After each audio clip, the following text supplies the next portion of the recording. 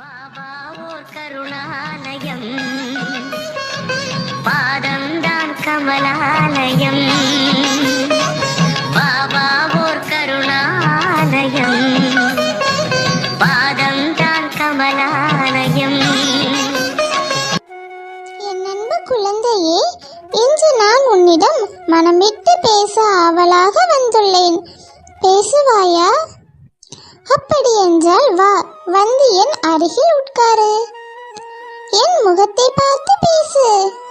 குழந்தையே, சில தருணம் உன் கண்களில் இருந்து வழியும் நீர் எதற்கு என காரணங்களும் அர்த்தங்களும் உனக்கே தெரிவதில்லை.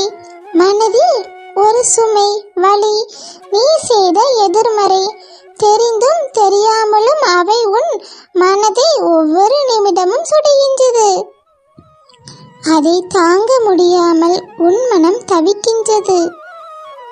தவறுகளுக்கு மன்னிப்பு, அதை நீ உணர்ந்து மாற வேண்டும் என்ற எண்ணம்.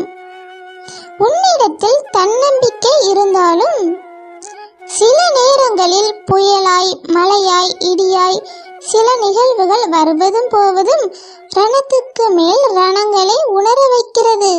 நிம்மதி என்ற சொல்லை கூட மறந்து போகும் நிலை.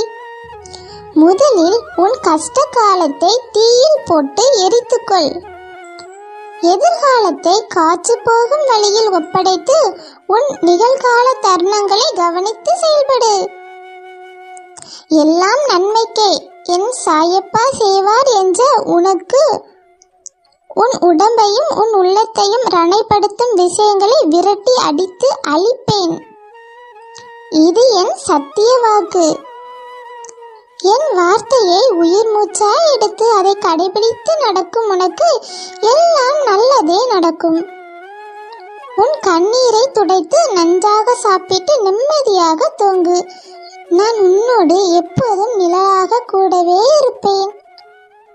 நான் நேர்மையாக நல்லெண்ணத்தோடு தானே இருக்கிறேன். பிறகு ஏன் எனக்கு எந்த நன்மையும் நடக்கவில்லை, கெடுதலே நடக்கிறது என்று புலம்பாதே. வாழ்க்கையில் ஏற்றமும் இரக்கமும் இருப்பது இயல்புதான். இன்று ஜெயிப்பவர்கள் நாளை தோற்று போகலாம். இன்று தோற்றவர்கள் கண்டிப்பாக நாளை ஜெயிப்பார்கள். இப்படி புலம்புவதை நிப்பாட்டு. நீ நிறைவான மகிழ்ச்சியான வாழ்க்கையை என் ஆசீர்வாதத்துடன் பெறுவாய். இனிமேல் எல்லாம் ஏற்றம்தான். நீ என் பரிபூரண ஆசியும் அன்பும் பெற்ற என் செல்ல பிள்ளை.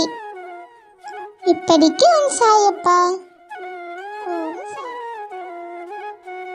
சாய் பக்தர்களுக்கு சிறிய வேண்டுகோள், நீங்க என்னுடைய சேனலை சப்ஸ்கிரைப் செய்யலைன்னா சப்ஸ்கிரைப் பண்ணுங்க. நீங்க செய்யற இந்த சின்ன விஷயம் எனக்கு பெரிய ஹெல்ப்ஃபுல்லா